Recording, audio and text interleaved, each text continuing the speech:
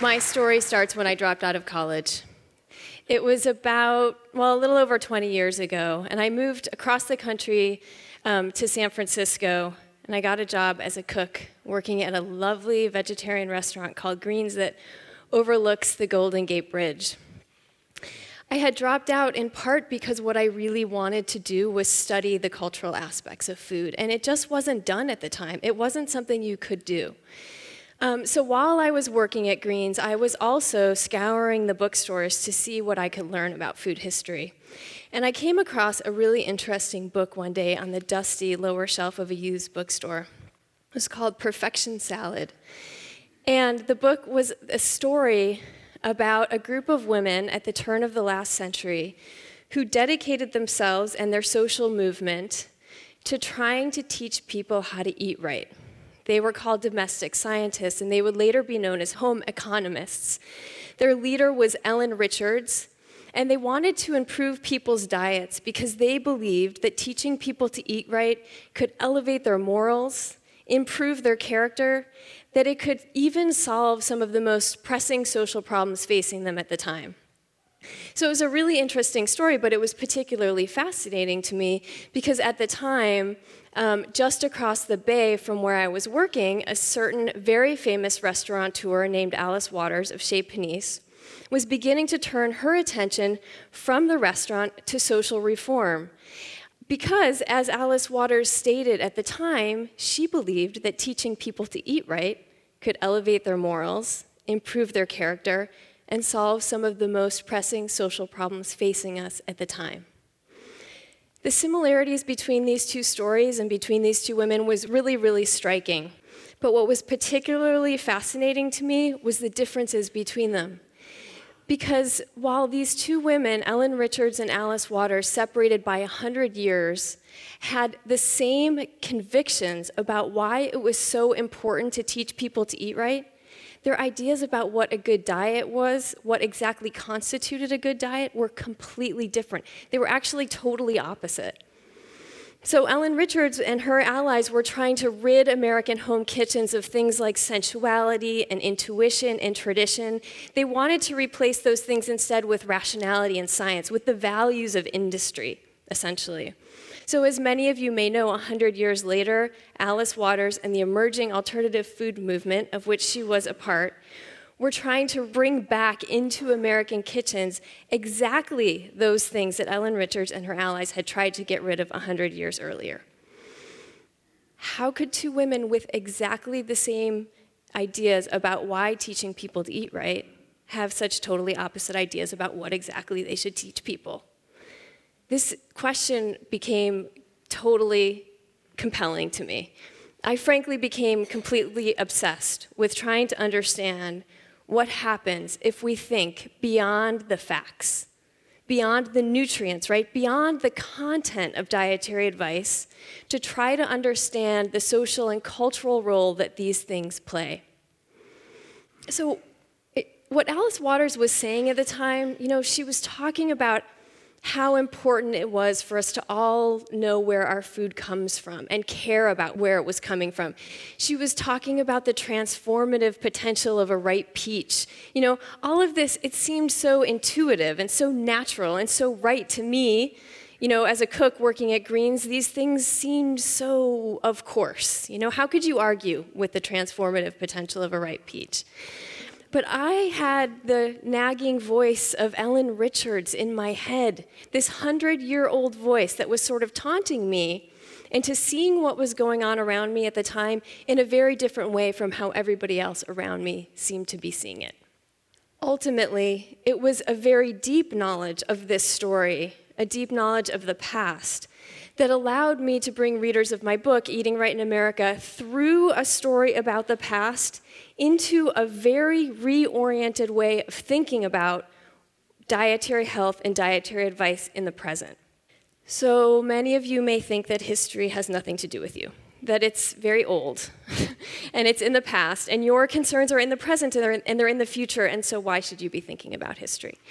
But I see history very differently, and I'm hoping that by the end of my talk, you might too. Because I think my moment of of revelation in the Green's kitchen, all those years ago, suggests that, in fact, history is a really incredible tool for helping us to see the present differently. It really can help us to rethink some of the things that we take for granted. And what is more essential, really, to thinking about the future, to innovation, really, than being able to see things that other people take for granted in new ways. So in my talk today, I'm hoping to show you how we might think about the present differently through the lens of the past. Let's take an example of something we're all familiar with. Let's think about the fresh pressed juice craze. Let's think in particular about green juices. We can understand the green juice through a lot of different lenses, and certainly we can understand the green juice through the lens of nutritional science, right? We can think about it through the lens of sensory science. But isn't there so much about green juices that science can't tell us? Science can't tell us why they're so popular. They can't tell us what they mean to people, what the experience really is about. And they can't answer my favorite question, why this, why now? So market researchers might go out and start asking people exactly these questions. But I would argue that we need to take a step back into understanding context before we can even know what kind of questions we should be asking people in the present. And we can think about context, we can understand and get a deep understanding of context in a lot of different ways. We can think using the tools of geography or sociology or cultural anthropology, but I am a big fan of history. I think history is an incredible tool, so that's the one I'm going to be focusing on today. So drawing on my own knowledge of the history of dietary advice and dietary ideals, the history of ideas about food and health, I would argue that if we want to understand the green juice, we have to think about it in the context of the broader politics of nutrition today. And that, in fact, if we want to understand this, right, the virtuous aura of the juice cleanse, if we want to understand this, we actually also have to think about this. I would argue, in fact, that we probably wouldn't have the craze for fresh pressed juices and green juices that we see today if we didn't also at the same time have the campaign to tax and ban and limit soda consumption. I would also argue that when we talk about good foods and bad foods, when we talk about good drinks and bad drinks, when we talk about green juices and big gulps, that we are always also at the same time talking about good people and bad people, about good eaters and bad eaters, and that means we're always also talking, therefore, about morality and responsibility, and even about fitness for citizenship. So let's look at a piece of historical evidence, and I'll try to help us understand this a little bit more. So this table, it looks really old and irrelevant, but I want to try to show you how it can teach us something we actually really need to know about green juices. This table is called The Comparative Expenses of Food. It was published in 1888 by a man named Wilbur Olin Atwater, who is known as the father of American nutrition. So this is the moment of the emergence of the science of nutrition. And Atwater publishes this table, and here's what it shows. A list of various food materials, how much of each you can get for 25 cents, and the amounts of different kinds of nutrients that are made available by 25 cents worth of each of these foods. Atwater is trying to teach something very important here. For one, he's introducing the idea that you can understand what a good diet is through a quantitative assessment of nutrients, that food isn't good simply because you like it. He's also trying to make the point that food isn't better because it's more expensive. On the contrary, what Atwater is trying to teach here is an idea, a very particular idea of a good diet. The idea is that good food is the food that provides the most nutrients at the least possible cost. And that's what's conveyed numerically in this table. But where does this idea of a good diet come from? It doesn't emerge from the lab, right? This idea of a good diet does not come from the lab. It comes from context. It comes, in particular, from social concerns about industrialization, concerns that Atwater shares with many of his contemporaries at the time, particularly about the potential for labor unrest. And Atwater believes that by teaching people to eat right, by teaching them, that is, to choose foods that provide the most nutrients at the least possible cost, that he can avoid the possibility of people taking to the streets to demand higher wages. So what we have here is what looks like a very objective, it's numerical, it's quantitative. It expresses, however, an idea of a good diet that is infused with social values. It measures things like frugality and thrift and responsibility. These are social values. And it's clearly responding to social concerns. So it starts to get us thinking here about how even when we think we're thinking very objectively about good food and bad food, these ideas are always very layered with social concerns and social values. So I want to look at another piece of evidence from a very different time period, and we'll start to build this case a little bit. This piece of evidence comes from the World War II National Nutrition Program. This was a nutrition education program that was part of the wider homefront food programs that you might be more familiar with, like Victory Gardens and canning and rationing. But the nutrition education program was about teaching people ideas about good nutrition. And I studied all kinds of materials that were produced through this nutrition campaign. And what I found was that across the materials, the good eater was described as having all of the same qualities as the good homefront citizen. So the good eater was understood to have good posture and good eyesight, but also alertness and steadiness of nerves, and also courage and willpower, and even a good attitude towards the war. So the idea of what it meant to be a good eater and the idea of what it meant to be a good citizen were very much interrelated and conflated. And you can see that in this pamphlet.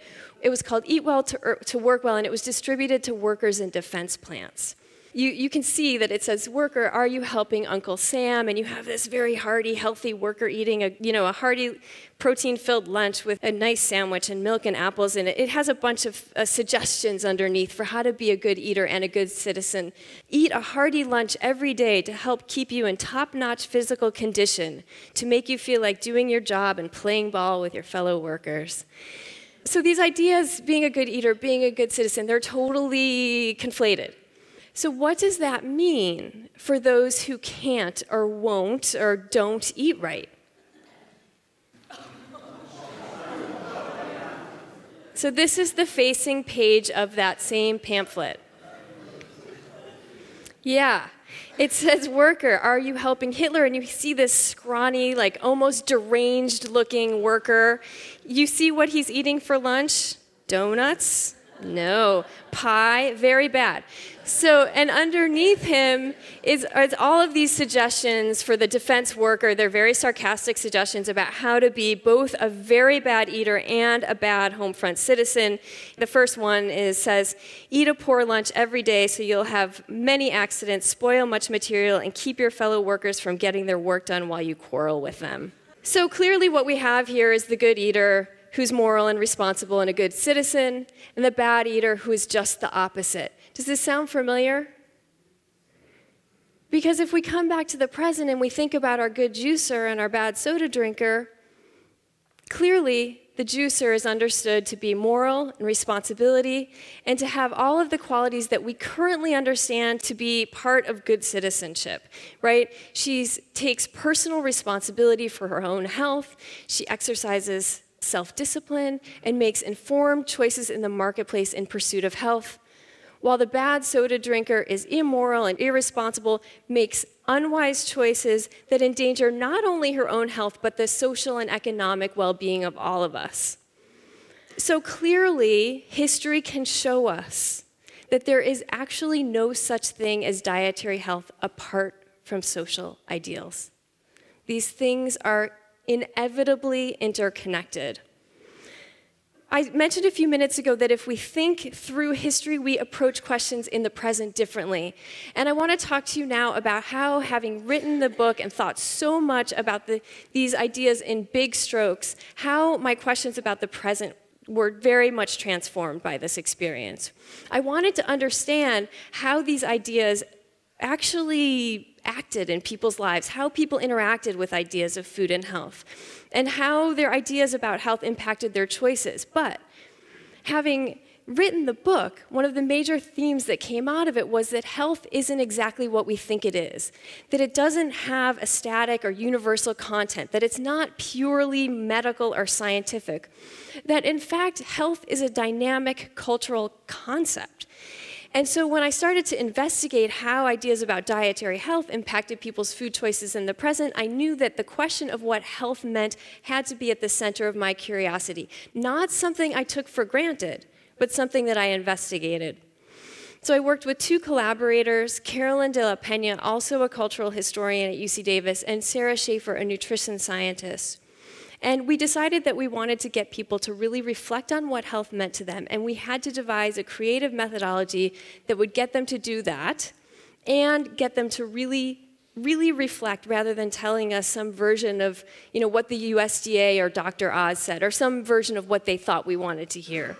So we devised a very creative methodology. We asked people about their food choices, and they mapped out 24 hours of food choices, and then we talked very in depth about the drivers behind each choice. Then we asked people to think about the goodness and badness of those choices, and only then did we ask people to put down cards that indicated whether or not those choices were healthy and unhealthy. And as you can see, it's like the methodology was a little bit, it looks kind of sloppy and haphazard, right? This was very calculated. The idea was to convey no sense of our own authority about these questions. The authority we were looking for was coming from our subjects, and we did everything that we could possibly to convey that and make that very clear. We found a lot of really interesting things that I do not have time to talk about today, but I do want to tell you a little bit about what we found out about coffee.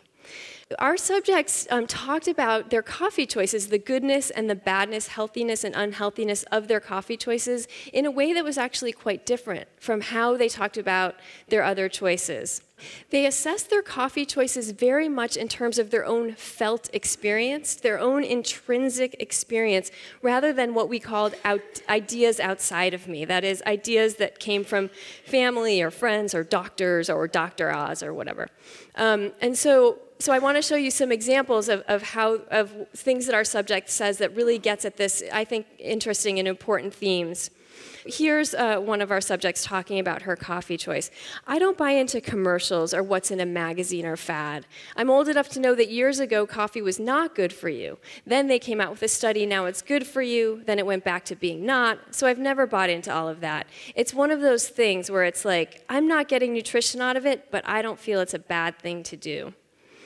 As you can see the theme repeating here. I don't have a problem with coffee. I think actually it's interesting. Over the years, one story will say coffee is good for you. The next will say it's bad. The next will say it's good. The next, so the jury's still out on coffee. But I've never had a problem with it if I drink it before 8 a.m. So the next one is actually my favorite. So this is in response to the question of whether or not her coffee choice is healthy. And she says, I'm just going to sort of wiggle around and say it's healthy because of the effect it has on me. I would probably get run over in the middle of the road if I didn't have it.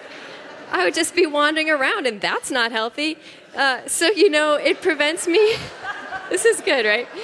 It prevents me from getting run over. It's healthy because I choose to believe whatever research says coffee might be good for you for whatever reason, and that's it, right? So it's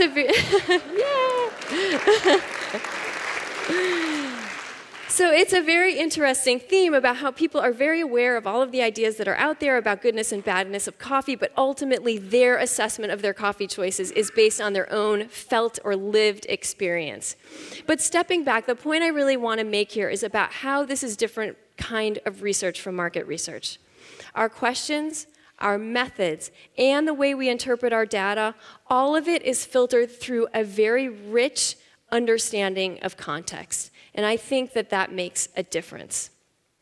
I teach a class at UC Davis called New Product Ideas. Students in that class spend the quarter coming up with concepts for new food products, and at the end of the quarter, they pitch their ideas to a panel of experts for feedback. So I really do think a lot about innovation and creativity and about the future of food. And I want to challenge you to think about how, in fact, history and the past is essential to helping us to think about things we normally take for granted in new ways.